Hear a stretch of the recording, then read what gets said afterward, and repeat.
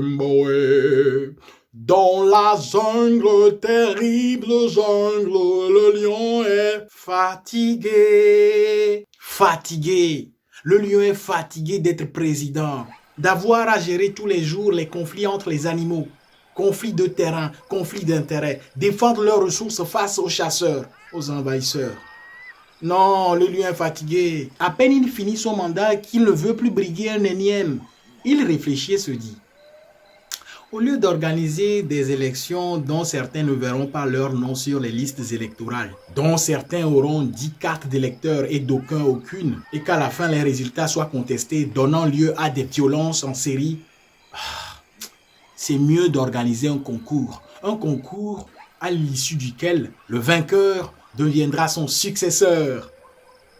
Celui qui pourra boire toute une grosse calebasse de soupe de piment pili-pili sans faire deviendra notre nouveau président, mon successeur. La décision est bien applaudie, bien accueillie. Mon frère, ça va faire transpirer. C'est ça la transparence. C'est le jour du concours. Soleil au rendez-vous, à l'image des grands événements de la jungle. Le messager avec son gond parcourt les faubourgs de la jungle pour amener les animaux de la jungle. L'heure a sonné.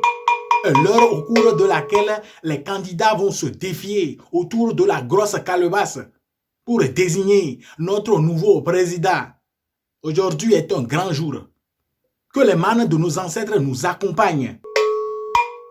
L'odeur de la soupe de piment pili-pili, contenue dans un grand tonneau au beau milieu de la cour présidentielle, court dans toute la jungle, ouvre même les nez les plus bouchés.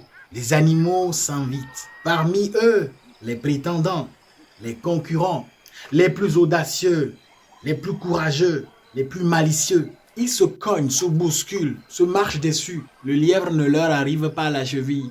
Il se fait dépasser par tous et finit à la queue de la queue.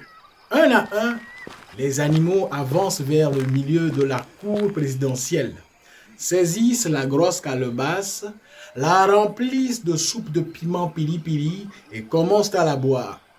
Mais tous se font brûler la langue et finissent par lâcher.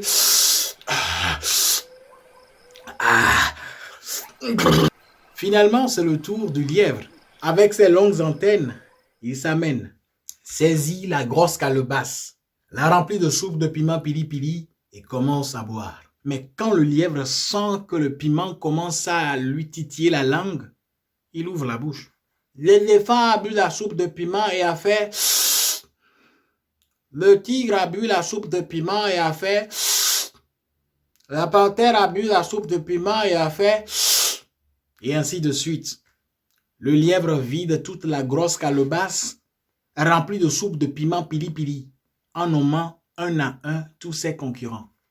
Sous les ovations, il monte sur le fauteuil présidentiel.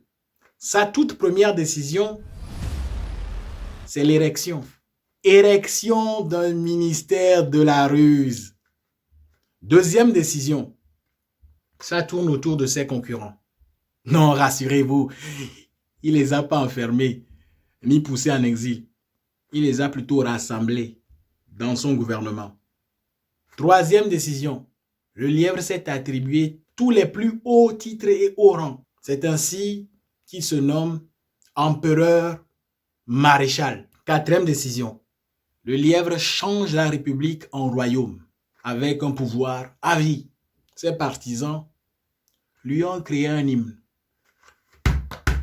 Longue vie, maréchal empereur. Longue vie, maréchal empereur. Longue vie, maréchal empereur. Longue vie, maréchal empereur. Longue vie, maréchal empereur. Longue vie, maréchal empereur. Démocratie.